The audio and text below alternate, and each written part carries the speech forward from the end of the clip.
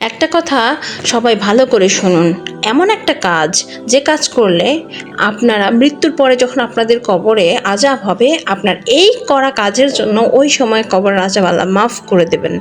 তাহলে চলুন সে কাজটা শুনুন। আপনারা যখন রাস্তায় চলার পথে কোনো কবরস্থান দেখবেন, কবর দেখবেন, অবশ্যই সালাম দেবেন, কবরের সালামটা দেবেন। তখন আপনার সালাম অর্থ কী? সালাম অর্থ কিন্তু শান্তি। আপনারা যখন কবরে সালাম দেবেন, সেই কবরে সেই যে মারা গেছে তার শরীরে তার ওপর আল্লাহ শান্তি বর্ষণ করবে।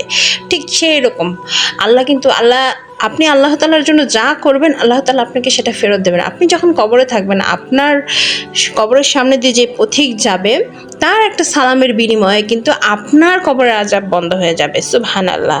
তাহলে চলুন কবরের সালামটা জেনে নিই আমরা। কবরের সালামটা হচ্ছে আসসালামু আলাইকুম ইয়া আহলাল কুবুর। এইটা 3 বার বলবেন।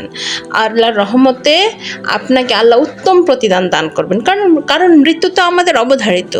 ওকে।